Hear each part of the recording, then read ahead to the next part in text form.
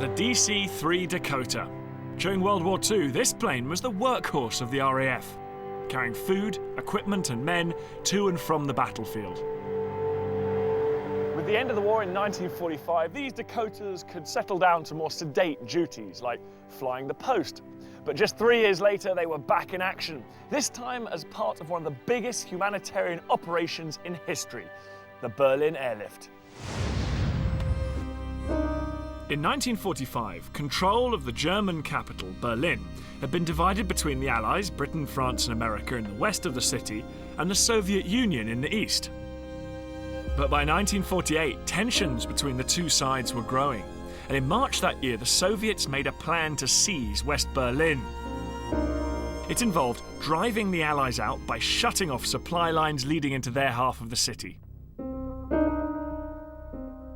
By June, the Soviets had cut off all the road and rail links to the city, leaving the 2 million inhabitants of West Berlin with only around 35 days' worth of food. The Allies had to act, and fast. On June 28th, around 30 RAF Dakotas were part of the first wave of 160 planes scrambled to fly emergency supplies into West Berlin. RAF pilot Zeke Hackey was on one of those first missions. It's been nearly 60 years since Zeke last flew in a Dakota. I didn't think I'd ever see the inside of one again, quite frankly. There we go.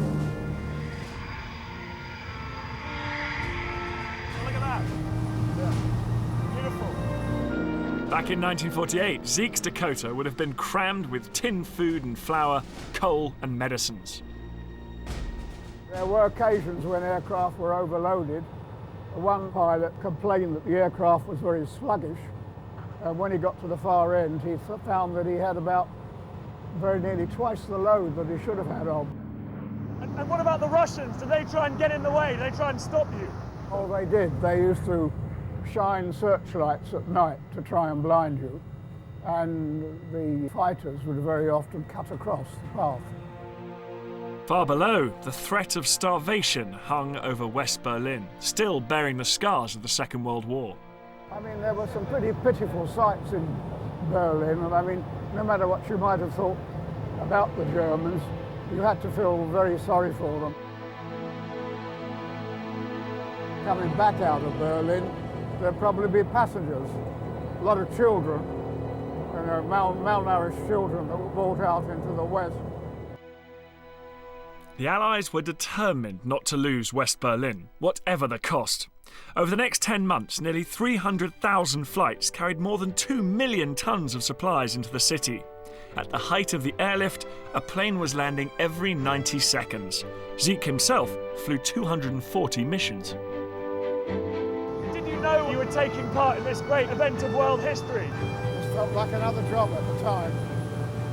I think it's only afterwards, when you read about it, you realised how important it was. The success of the airlift foiled the Soviets' plan to take over West Berlin, and in May 1949, they eventually lifted their blockade. The Berlin Airlift was a watershed in European history.